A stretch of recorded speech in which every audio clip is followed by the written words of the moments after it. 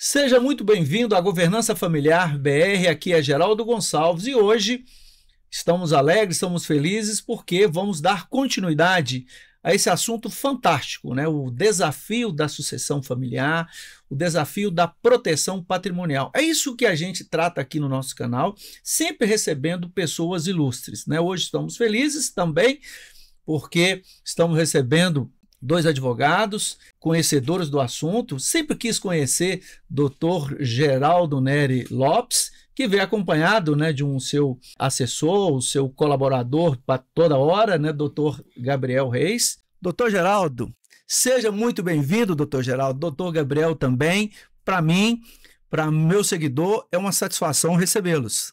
Muito obrigado, Dr. Geraldo, prezado Gabriel, amigo de sempre. Estamos aqui para colaborar com essa podcast seu, passar nossos conhecimentos, que não são tantos assim, mas são largo de uma experiência de aproximadamente 50 anos. 50 anos já? 50 anos. Que maravilha. 50 anos. E 50 anos, sucessão desde o início. Desde lá do começo? Desde o início. Tivemos... meu primeiro trabalho como advogado foi inventário.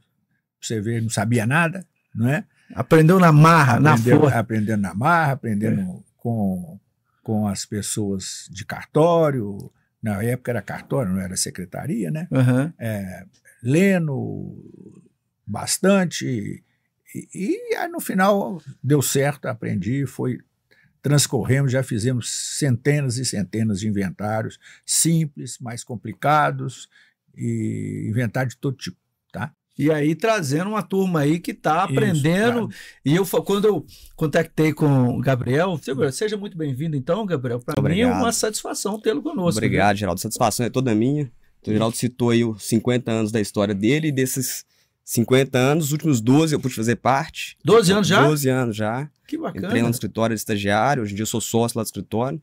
Que então, bacana, é uma felicidade imensa para mim estar aqui com dois ícones para mim. O Geraldo, conheci há pouco tempo, e o Dr. Geraldo para mim, que já acompanha há tanto tempo. Espero que a gente tenha aqui uma tarde enriquecedora com esse assunto tão importante. Ah, mas não tem dúvida disso. Aí, doutor Geraldo, eu tenho algumas conexões aqui na nossa querida Pedro Leopoldo. Isso. E eu sempre admirei o senhor, né, sem conhecê-lo pessoalmente. Então é a primeira vez, então para mim é uma honra conhecê-lo pessoalmente. E tive o privilégio de conectar com o Gabriel, um negócio que foi feito lá no seu escritório. Sim.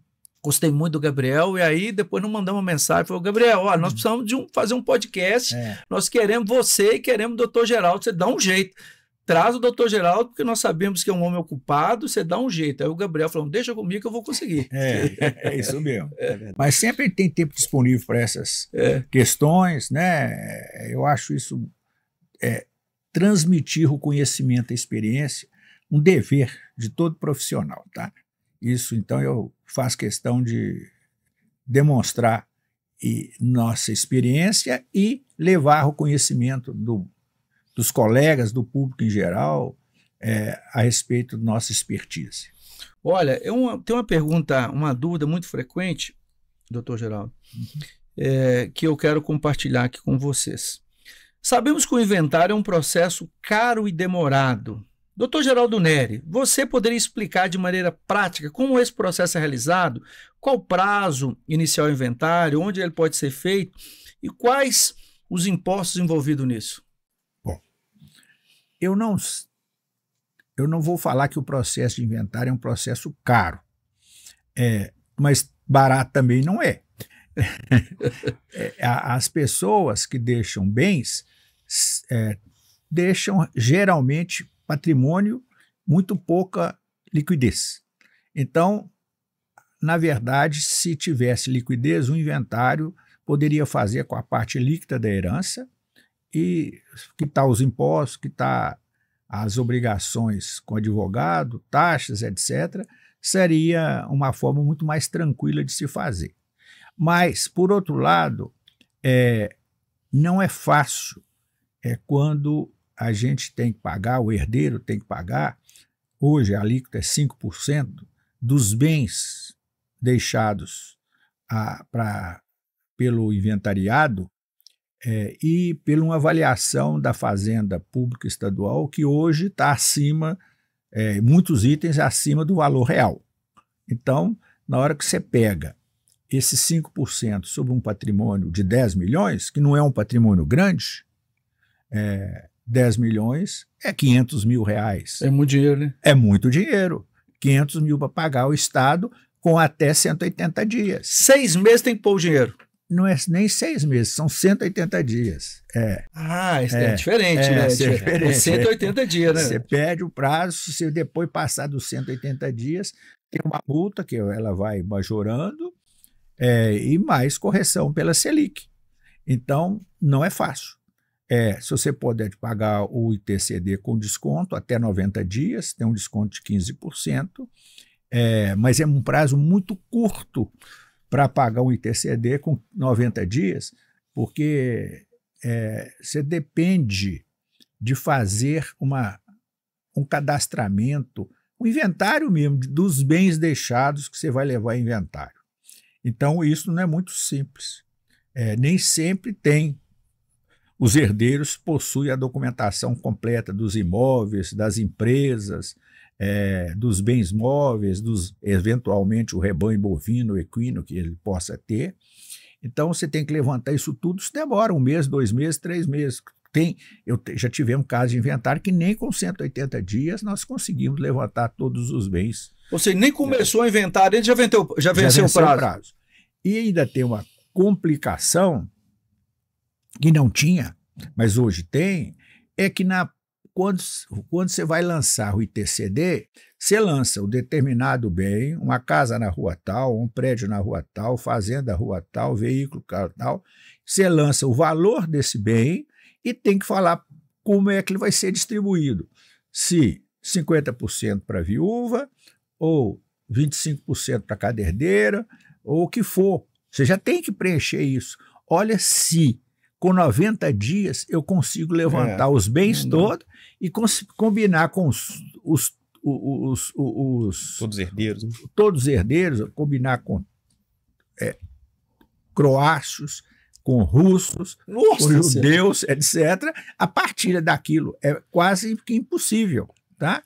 Então, mas o Estado criou essa burocracia toda, eles têm que seguir, e então vira um processo realmente demorado, caro do ponto de vista de ITCD.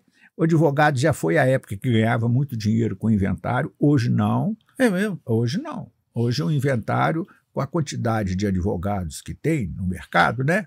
Mais de 2 milhões no Brasil. Eu escutei ontem da presidente da seccional de São Paulo, que no Brasil tem 1.800.000 advogados. 2 milhões já chegou. E tem 5 milhões de bacharéis de direito que não passaram o exame da ordem. Nossa Senhora. Esse é o estoque, né? Fora os que estão formando.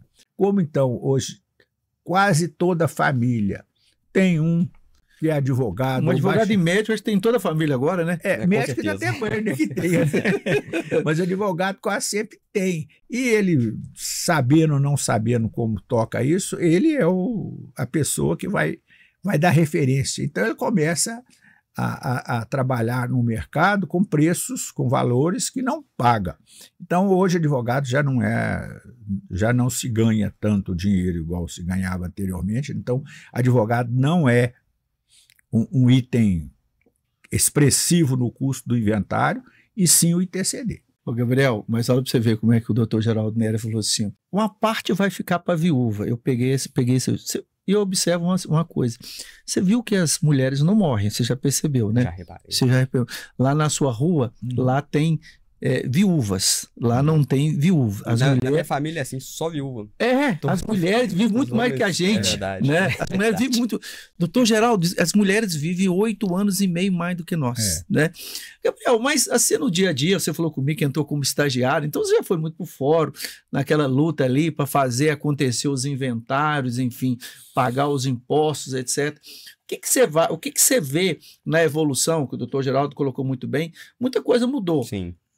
Alguma coisa para melhorar, mas outros para piorar. Sim. Como é que você viu? Já tem 12 anos lá. Como é que você viu essa evolução aí? Eu vejo o seguinte, eu peguei um momento de transição importante, sobre vários aspectos. Primeiro, quando ainda era estagiário, ainda eram processos físicos, tá? Processos judiciais físicos. Nossa. Ou seja, ir até o fórum, carregar aqueles processos, lidar ali na secretaria. Logo, salvo engano, 2013, 2014, começou a migração para o PJR. Então isso já melhorou muito a condição de trabalho do advogado. Porque sem sair da sala hoje em dia, você obtém cópia integral de qualquer processo, desde que não seja segredo de justiça, de qualquer processo em Minas, por exemplo, ou em outros estados que já estejam vinculados a esse sistema. Então isso é uma facilidade, de fato, ganhou-se tempo e também gerou uma economia, porque você não tem mais esse deslocamento, perda de tempo, né, no trânsito. Então, quanto a isso, é um ponto de evolução. Tivemos outra evolução significativa, especialmente na questão de inventário, que passou a ser permitido fazer inventário em cartório, né? Que de fato é uma coisa que facilitou muito, porque você ganha agilidade. Mas essa agilidade, como o Dr. Geraldo colocou bem, não depende muitas vezes só dos profissionais ali envolvidos. Depende muito dos herdeiros, da sensibilidade de lidar com aquele tema. Geralmente, que não é fácil, né? O que não é fácil, né? Na verdade, quando uma pessoa falece, parece que é até um crime você falar sobre isso, porque as pessoas não estão preparadas ainda para lidar com. Eu acho que é até uma questão cultural.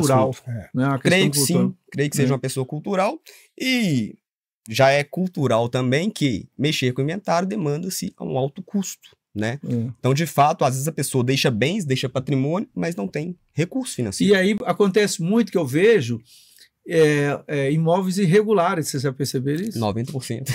Ô, Geraldo, isso é um problema.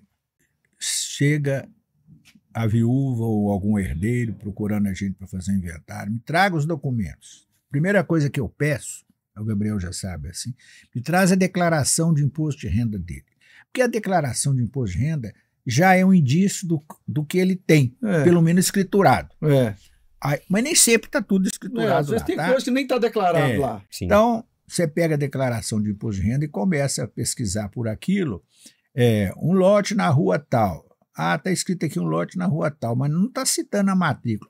Esse lote ele já comprou há muito tempo, mas não passou a escritura não, ele só tem promessa de compra e venda. Mas quem já vendeu para ele já morreu. Isso é muito comum.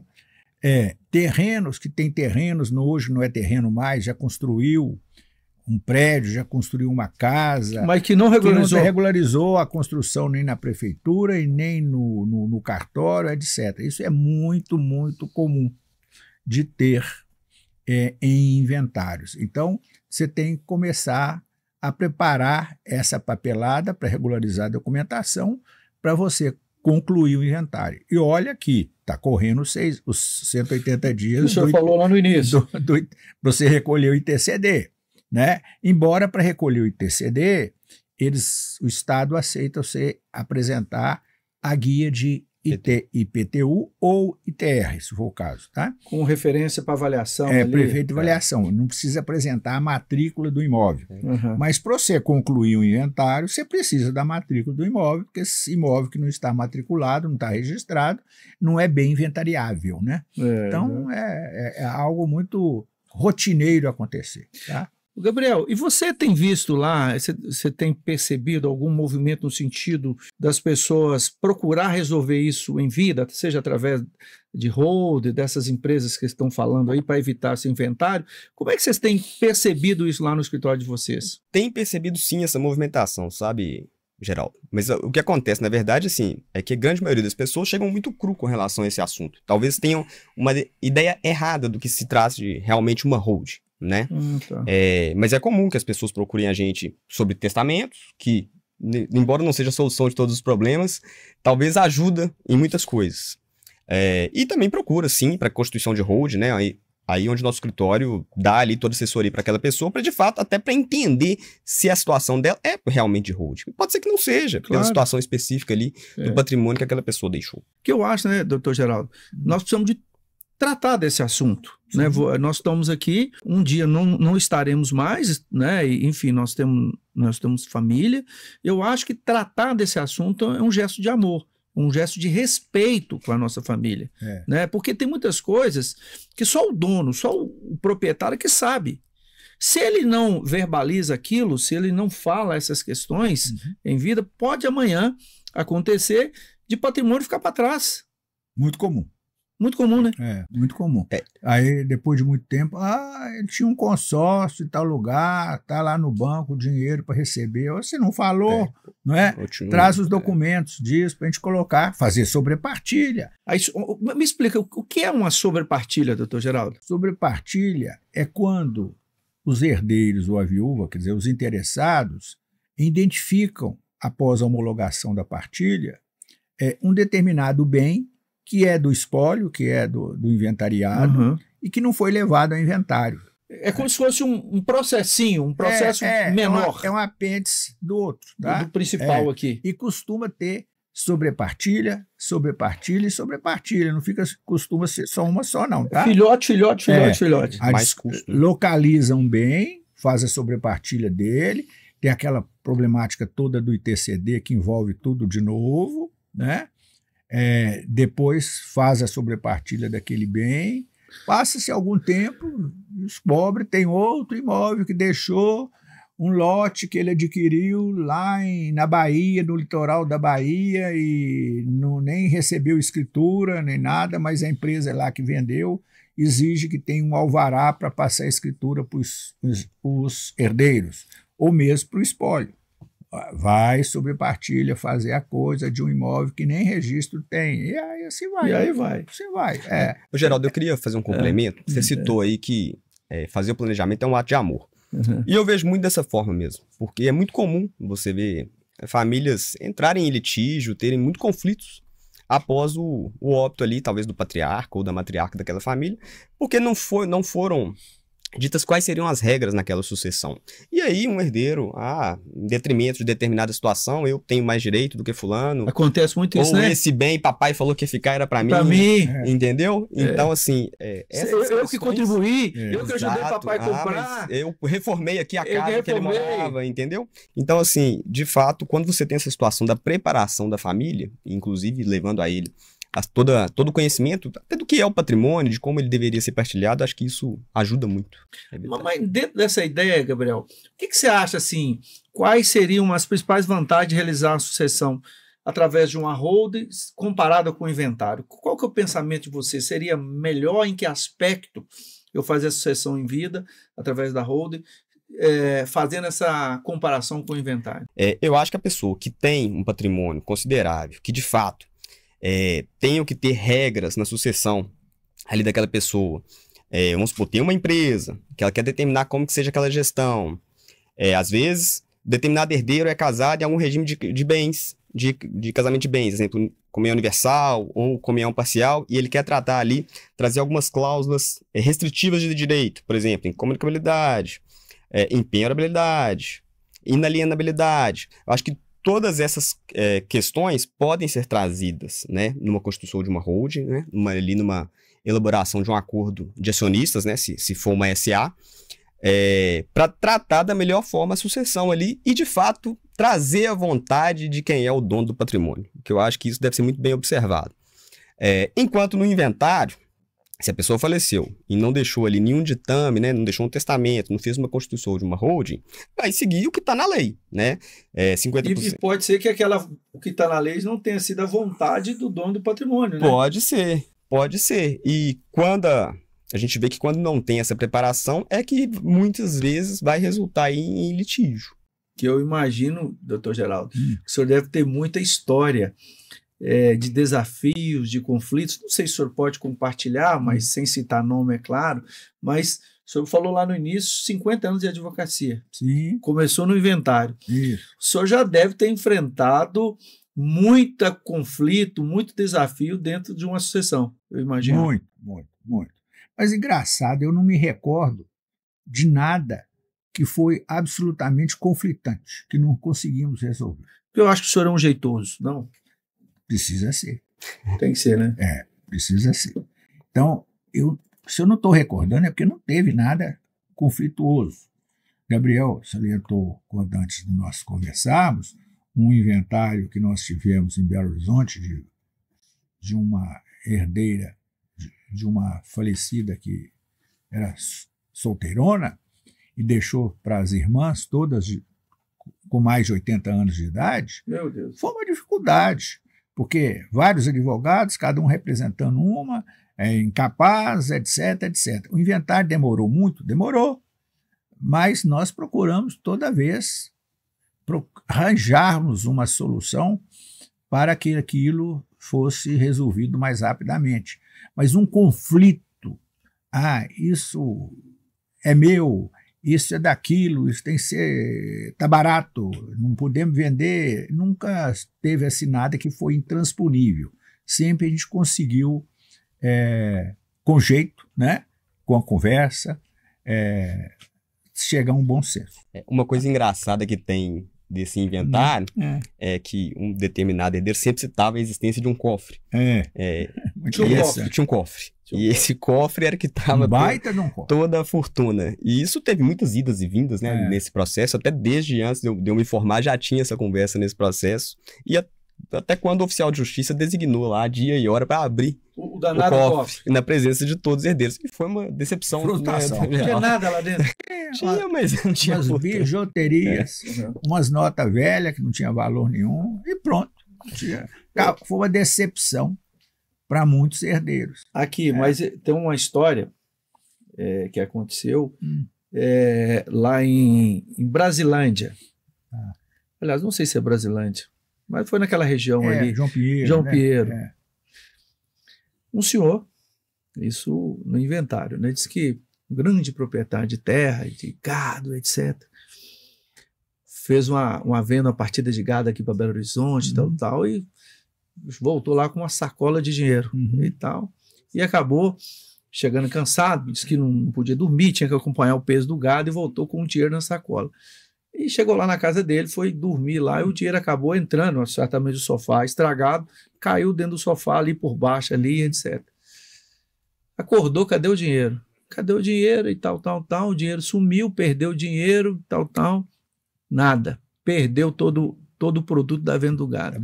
A boiada. O tempo passou, infelizmente ele veio a óbito, etc.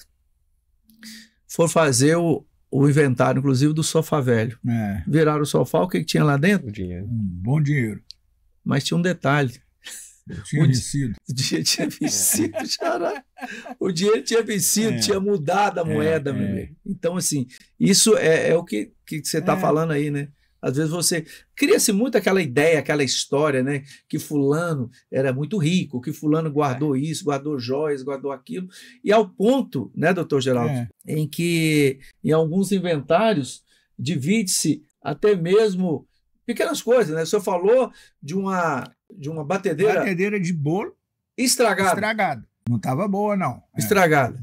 A que ponto que pode chegar o comportamento de determinados herdeiros? Eu não vou falar que uma pessoa dessa é sucessor, que eu acho que eu aprendi que sucessor que tem talento para suceder. Que eu acho que uma pessoa dessa realmente não é sucessor, ele só é herdeiro. Paulinelli dizia para mim que não era com H, não era com M, sabe? Sei.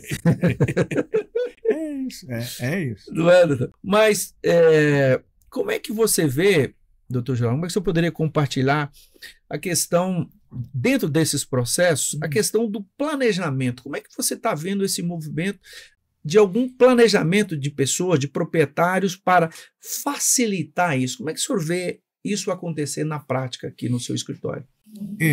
Isso já há algum tempo já começaram a ter esses sinais e algumas famílias toparem realmente fazer isso. Na verdade, é o seguinte, se o líder da família, na verdade é o pai ou a mãe ou quem for, e nesse ponto eu queria dizer o seguinte, você falou no princípio que geralmente tem viúvas e muito poucos viúvos. Eu falo que ainda bem que as viúvas sabem criar a família, sabem educar os filhos. Eu conheço casos de viúvas que ficaram viúvas. Estou fazendo um parênteses aqui, mas eu acho que vale a pena a experiência. Com certeza. Viúvas que ficaram...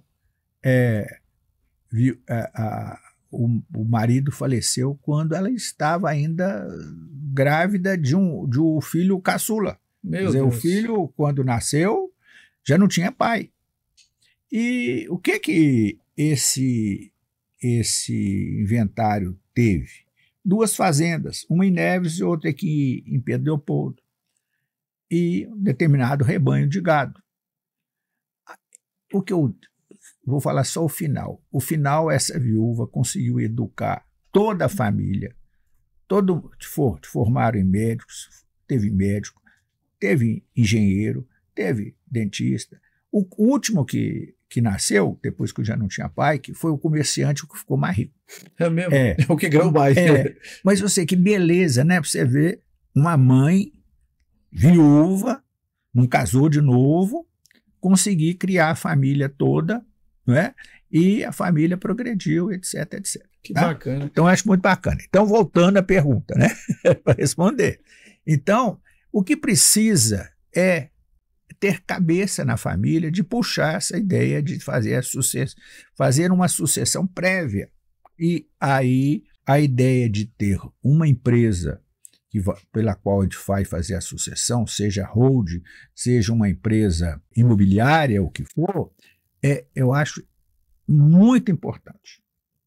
É uma ferramenta que se pode utilizar em vida, com todo mundo bem, fazer o planejamento, fazer a constituição da empresa, fazer a transferência dos bens para a empresa e, em seguida, começar a fazer o planejamento da sucessão, do que vai poder passar para os filhos em vida, o que não vai passar, faz a distribuição desproporcional do lucro para poder já aquinhoar os filhos que ainda não são herdeiros, né, porque não morreu o pai nem a mãe ainda, claro. Aquinhoar com valores que já vão servir para a vida de cada um começar.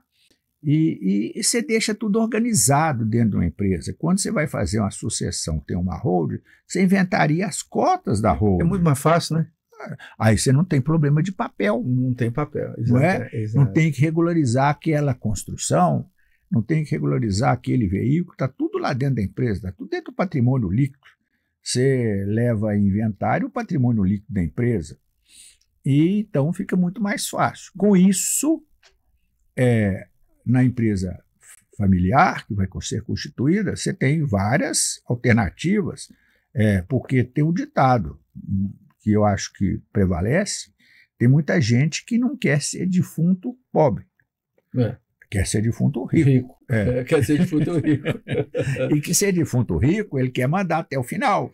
Então, quando ele se organiza tudo, ele já põe dentro da empresa dele as ideias da sucessão, cláusulas que dá direito dele, os direitos políticos dele ter o voto até o final da vida dele, para votar em todas as questões societárias, para eleger diretoria, para aprovar a venda de um bem, distribuição de resultados, quer dizer, é o direito político, e o direito econômico, quer dizer, de receber dividendos, receber lucros, vende isso ou não vende aquilo, compra isso ou compra aquilo. Isso é de suma importância. Eu já há algum tempo já fiz a minha empresa que tem esse porte, funciona muito bem, não estão todos os bens meus nessa empresa, mas uma boa parte está, e à medida do possível a gente vai colocando mais outros bens. Essa empresa já adquiriu outros bens e funciona muito bem. E funciona até como também planejamento de mesadas para os filhos, não é mesada que de antecipar mesmo a herança, né? Elas vão recebendo parte você usa seu direito de voto para distribuição de dividendos desproporcionais, cabendo cada filho X reais, que na verdade ele não é filho, na verdade ele é sócio da empresa.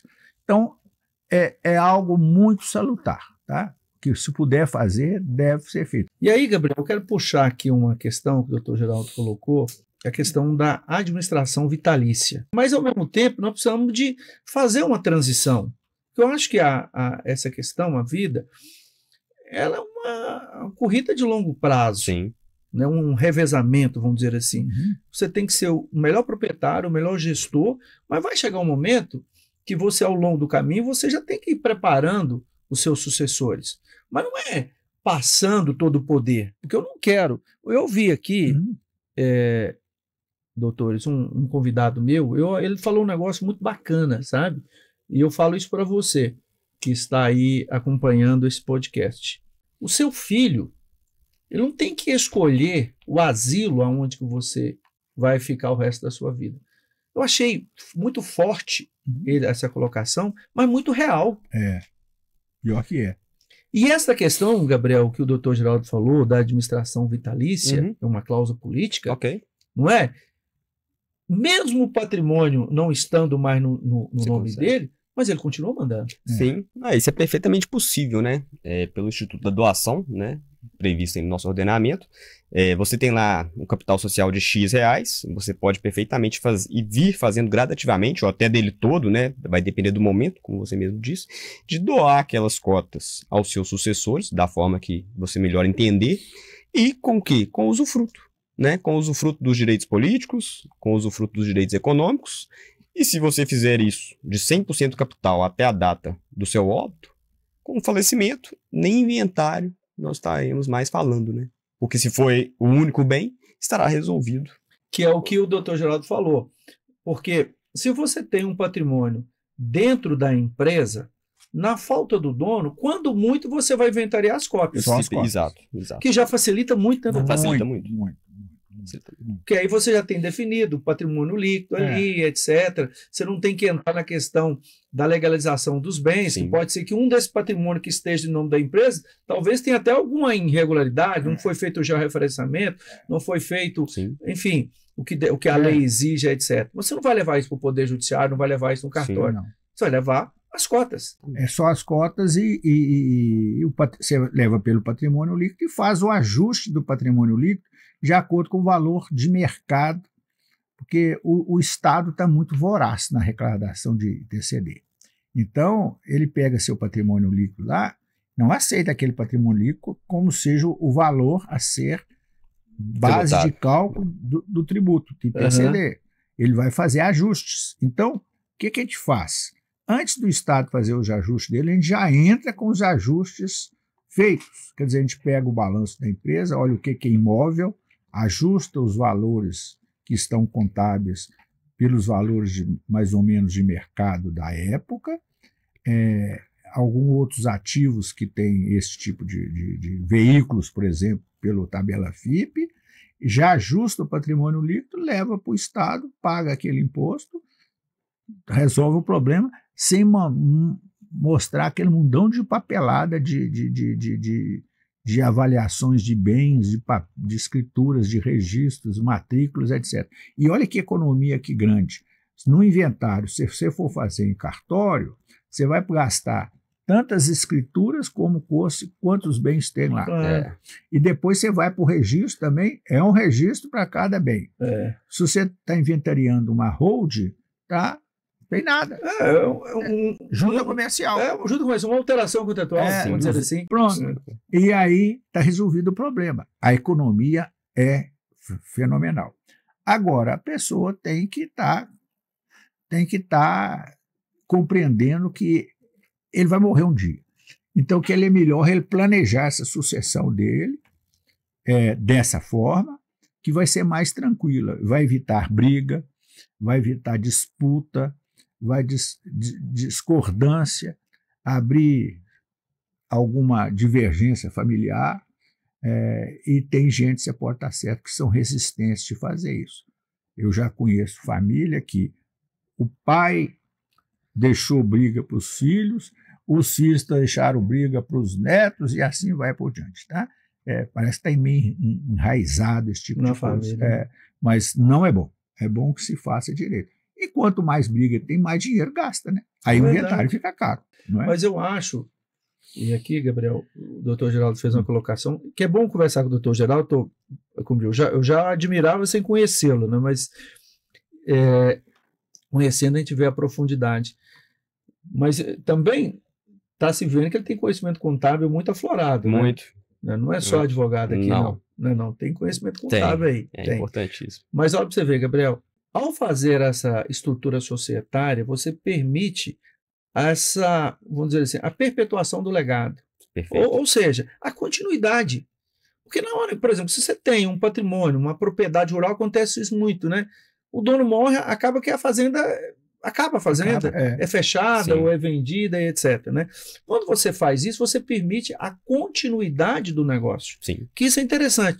Aí você vê, nós temos empresas em Minas Gerais, igual a Cedo Cachoeira, por exemplo, uma empresa que vai fazer 200 anos. Né? Você tem várias empresas centenárias no Brasil. Aí eu te pergunto, o que esses caras fizeram de diferente? Está aqui, ó. São combinados, são planejamentos. Né? Por quê? Porque aí você vai sentar numa mesa, igual você falou, não é irmão aqui, são sócios. Né, Gabriel? Sim, com certeza. E isso aí muda o jogo. Né? Tem uma questão cultural forte, sim, tem, né? Eu acho que todo mundo aqui concorda. É difícil falar sobre isso. Gabriel, quando eu fui fazer a sucessão na minha casa, eu fui fazer, meu pai foi o primeiro cliente. Eu falei, vou fazer em casa, doutor Geraldo, porque se der errado, né? Tá lá em casa, a coisa fica mais fácil, né? E eu fui falar com meu pai, falei, olha, tem um negócio aí que a gente pode montar uma empresa, que negócio todo, isso bastante tempo, né? Ele falou assim, ó, mais ou menos assim, o patrimônio é meu, eu que mando, né? E enquanto eu estiver aqui é desse jeito. Eu falei, pronto, pô. Meu primeiro cliente, doutor Geraldo. Já refugou. Mas aí, né? O doutor Geraldo colocou lá no início, Gabriel, o seguinte, ele tem que ser jeitoso, né? Sim. Né? Tem que ser jeitoso. Sim. Aí, com esse jeito, ele prosperou na vida, né? Aí eu fui com jeitinho, conversando com meu pai, tal. Gabriel, consegui fazer. Graças a Deus, doutor Geraldo, consegui fazer. Meu pai não está mais entre nós. Não tivemos que fazer inventário. Né? Tava tudo resolvido. Não tivemos que dividir patrimônio. A minha mãe continua mandando. Né? E o senhor falou a força da mulher. Minha mãe é impressionante, Vichy. Eu não sabia onde que tinha tanta força naquela mulher. É isso mesmo. Não é? É muita. É fantástico, né? A força da viúva é forte. Gabriel, teve um convidado meu que ele falou que a mulher era a embaixadora da governança familiar. Eu achei tão profundo, achei tão bacana. A mulher, ela transita bem, você já notou? A mulher é jeitosa. A mulher entende muito bem o marido. A mulher conhece, sabe os filhos que tem. É justa. É justa. A mãe é justa. Sim, concordo. Né? E aí facilita muito o nosso trabalho de advogado, seja no processo lá na justiça, que você atua tanto, seja nos cartórios, enfim, seja fazendo as governanças, seja fazendo a RUD. Ou seja, o que nós queremos? Dar continuidade. Né, Gabriel? E aí, Gabriel, eu quero saber de você. Planejar a sucessão é algo que traz vantagem apenas para as famílias de grande patrimônio ou qualquer família pode se beneficiar desse tipo de planejamento? Qual é a sua opinião? Eu vejo que qualquer família pode se beneficiar de fazer um planejamento, desde que seja um planejamento bem feito, é óbvio. Não quer dizer que todo planejamento passe por uma constituição de uma holding, porque de fato não vai se aplicar talvez a uma família ali que não detém tanto patrimônio, até porque a gente tem que lembrar, a holding é uma empresa no final das contas, ela vai ter ali o seu custo de manutenção dela, vai ter um custo de contabilidade, se ela tiver receita ela vai ter um custo de impostos, então assim, isso tem que ser visto com cuidado, mas existem outras formas de você fazer o seu planejamento sucessório. Pode ser um testamento, pode ser a doação em vida, que fatalmente vai te trazer economia, né? Nós estamos aí em vias de reforma tributária, a alíquota do TCD, o doutor Geraldo disse no início, 5% aqui em Minas, mas fatalmente essa alíquota deve aumentar. Então, assim, quanto antes fizer esse planejamento, é certeza de economia. Isso aí não tem dúvida. Estou vendo um movimento muito grande nesse aspecto. Bom, primeiro que com a pandemia, todo mundo passou a crer que ele pode morrer. Que antes morria só o seu vizinho, você já percebeu? É verdade. Você não morria, o seu vizinho morria, etc. Com a pandemia, acho que a coisa... Opa! Né? E com a reforma tributária, com essa mudança que está acontecendo, as pessoas perceberam. Caramba, bicho! Né? Morrer custa muito dinheiro. E aí, quando você compara com outros países, né, eu vi mesmo uma fala, né, de uma autoridade, disse, olha, você acha que nossa sucessão no Brasil é cara? Morra nos Estados Unidos, lá é 40. Europa eu não vou entrar nessa questão, mas a gente não paga, né, só imposto de sucessão no Brasil. Nós temos vários outros impostos e muita coisa, que é diferente de lá. Mas, de fato, se você for lá isoladamente, né, mesmo sendo 8%, mas agora, doutor Geraldo, o senhor colocou aí que tem que fazer aquelas adequações dos valores, porque uma coisa é o valor fiscal e outra coisa é o valor de mercado. Porque dependendo da situação, você vai ter que pagar imposto dessa diferença do ganho de capital. Aí você tem que ter esse cuidado, né? É muito importante. Fazer um inventário tem que saber sucessões, direito de sucessões, direito de família, mas tem que saber alguma coisa de direito tributário, tá? Por exemplo, se você coloca no inventário os bens que foram inventariados, coloca o valor de mercado, o valor que você declara, depois coloca o valor, ver a repartição fiscal do Estado, avalia aquele imóvel com um determinado valor. Você paga ITCD sobre aquele valor. Na hora que você vai transmitir esse imóvel, o espólio vai transmitir esse imóvel para os herdeiros, qual que é o cuidado que esse herdeiro tem que ter para ele não pagar um ganho de capital agora, na hora do óbito do pai, da transmissão do bem do pai ou da mãe para ele? Colocar o mesmo valor que está na declaração de imposto de renda do espólio. Se você colocar um valor maior, qualquer valor maior, e tem muita gente que coloca esse valor maior, coloca o valor de ITCD. Não, pagou ITCD por esse valor, vou declarar esse, vou receber por esse. Lascou. Já lascou. Já tem um ganho de capital a pagar, e que não é barato, é 15%.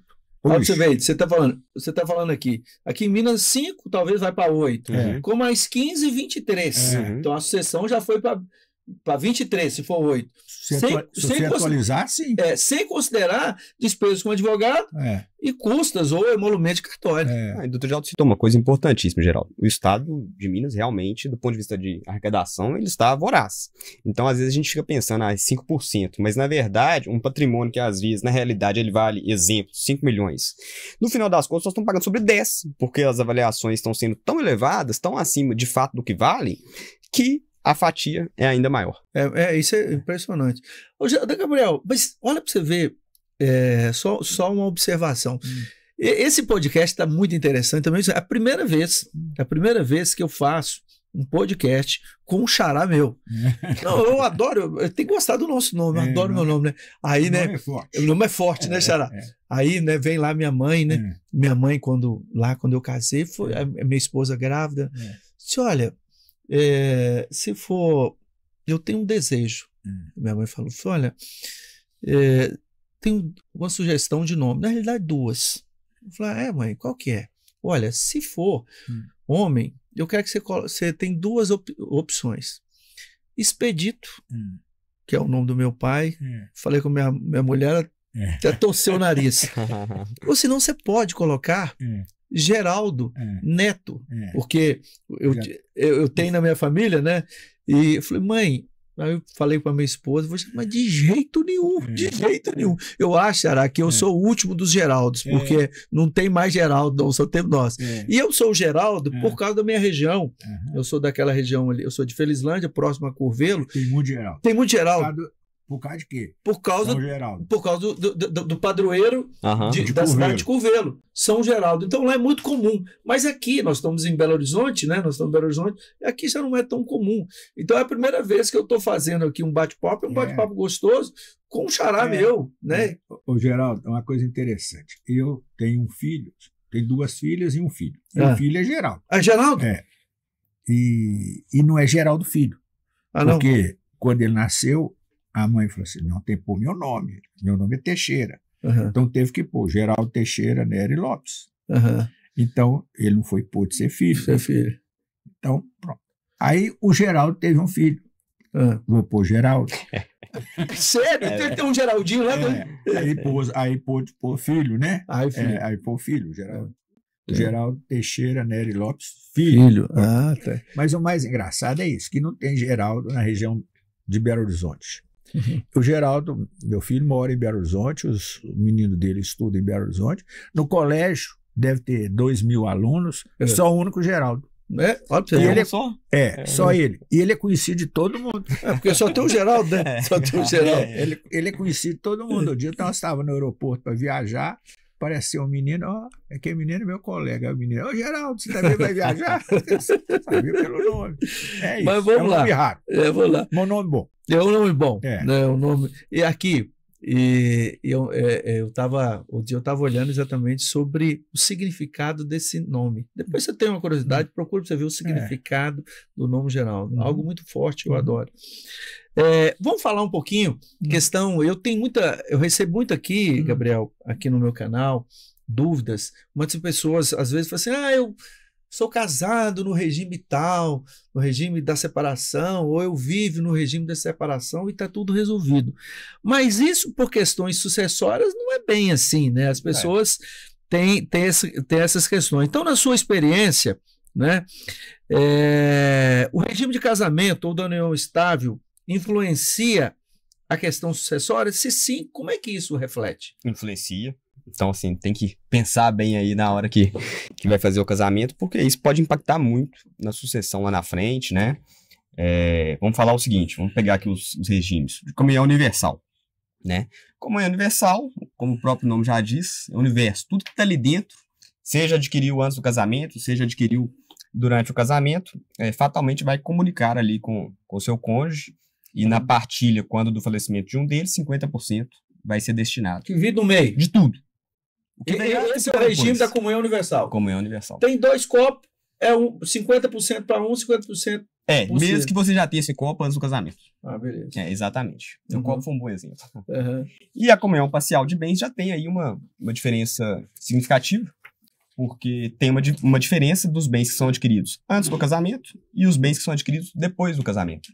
Os bens que são adquiridos durante o casamento são partilhados 50%. Né? Para cada um dos cônjuges ali. No caso de sucessão, vai ficar 50% o cônjuge e os outros 50% vai ser rateado entre possíveis filhos, né, que existam.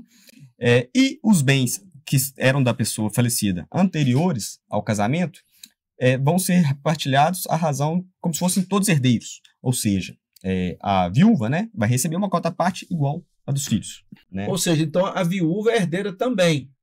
Isso, exatamente. Isso dos bens particulares. Dos bens particulares. Mas um detalhe, doutor Geraldo, que eu sempre recebo aqui, as pessoas, Gabriel, só apartando-se um pouquinho, elas ficam muito em dúvida em relação a isso. Não, eu tenho 2 filhos, então eu tenho 2 herdeiros.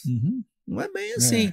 Porque, por exemplo, mesmo se a pessoa te casou no regime da separação de bens, a viúva é herdeira. É o que você colocou aí. Exatamente, herdeira. É porque o pessoal faz, talvez entre aspas, uma confusão com divórcio. Né? Sim. Eu acho que pensa que é da mesma forma. Porque, por exemplo, se for separação de bens e houver ali um divórcio, cada um adquiriu o seu resolve. Beleza. Só que na sucessão, de fato, é diferente. Top esse negócio aqui. Né? Olha, e o interessante era que à medida que você vai passando aqui o tempo e vai surgindo mais questionamento, mais dúvida, tudo que eu trato aqui eu procuro refletir as dúvidas que as pessoas têm, porque eu acho, o senhor colocou muito bem, doutor Geraldo, eu acho que é um dever nosso ajudar em razão do nosso conhecimento, uns mais, outros menos, mas é divulgar o conhecimento para ajudar as pessoas. Porque, né, o senhor falou uma coisa muito interessante, né, para você ver, às vezes uma pessoa que não tem a necessária experiência faz lá um processo de inventário, o valor do patrimônio é X, mas ele acaba colocando o valor que vem lá do fisco, etc. Aquilo gera uma despesa, gera um gasto desnecessário. Por quê? Falta de experiência, falta de conhecimento do profissional. Exatamente. Né? Exatamente. E isso acaba prejudicando muito, né, doutor Geraldo? Exatamente. E é importante citar, igual em relação ao caso anterior, que casado ou não, né, o Supremo acabou unificando tudo, até na união estável, a companheira virou herdeira. Leva mesmo. O Supremo igualou, né? Regime de comunhão parcial. Igualou no regime da união estável a condição de herdeiro. Então, vamos imaginar, só para que o público entenda, para ficar bem claro, porque advogado acaba falando técnico demais e às vezes não entende. Então, vamos imaginar, a pessoa vive em união estável e tem 2 filhos. Né? O companheiro morreu e deixou lá, por exemplo, uma casa.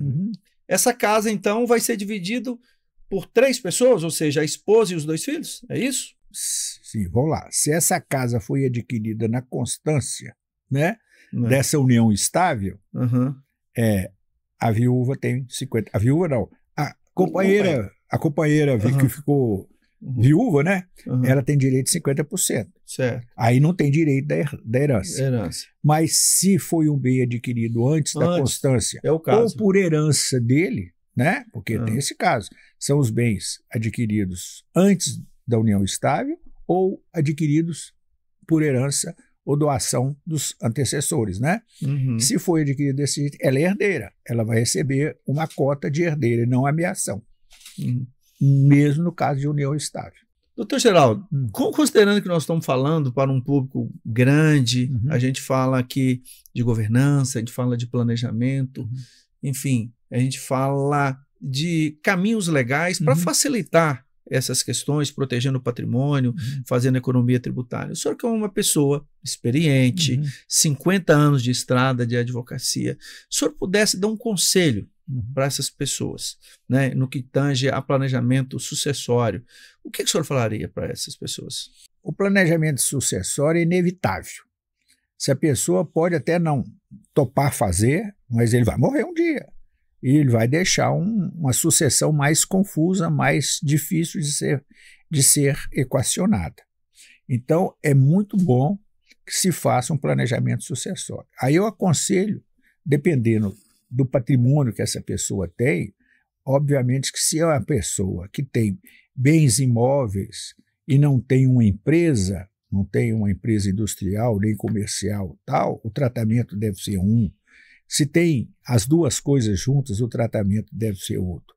Agora, quanto mais negócios essa pessoa que vai falecer uma hora ele tem a obrigação de fazer para que o óbito dele, o inventário dele, não seja um marco de redução de patrimônio, e sim um marco de segmento do negócio dele, de crescimento, floramento do negócio dele. Porque se deixar sem isso bem planejado, ele na data do óbito ele pode ter X de patrimônio e quando acabada a sucessão dele ele tem um X menos um delta, tá? E em razão das dificuldades que possa ocasionar o patrimônio nessa sucessão. Então é de suma importância, procura um profissional, tira a guarda, né? Levanta as armas, escute bastante, reflita bastante, e faça algo que isso é inevitável. Igual vai ser inevitável um dia morrer, é inevitável ter a sucessão. E a sucessão em empresas, ela é muito importante. Suceder num imóvel é extremamente simples. Tem um imóvel, tomara que o imóvel tenha lá várias unidades, várias habitações, acomoda todo mundo, né? Acomoda a viúva no direito real de habitação dela lá e assim vai por diante, né? Mas se tem uma empresa comercial ou industrial ou de prestação de serviços, né? Se não tiver uma sucessão bem organizada, a tendência de fracasso é muito grande, tá? Eu acho, Gabriel, uma sucessão, o doutor Geraldo fala, e é verdade, nós podemos entender a sucessão em 3 dimensões. Uma sucessão na família, propriamente dita, né? Uma sucessão nos imóveis, no patrimônio, e uma sucessão na empresa. Né? Porque, veja bem, fazer a sucessão na família, nós temos uma questão, o próprio luto é algo difícil, etc. A questão dos imóveis é fácil de fazer. Mas a questão na empresa envolve muita gente, envolve os colaboradores, entendeu? A liderança. Então, e isso é desafiador. Então, assim, a continuidade das empresas familiares, e aí eu falo para você agora, que é dono de empresa familiar, se você quer a continuidade dessa sua empresa, você tem que conversar sobre isso. Esse assunto não é só seu. Esse assunto é dos seus sucessores, é assunto dos seus filhos, né, do seu cônjuge, mas é um assunto também dos seus funcionários, é um assunto também dos stakeholders, né, dos seus fornecedores, porque a empresa tem que continuar. A empresa é maior do que você e não faz sentido o dia que você não mais estiver aqui, esse negócio acabar. Então esse assunto, ele tem que ser discutido, né? Claro, né, e aqui nós colocamos muito bem, meu convidado colocou muito bem, né, meus convidados colocaram.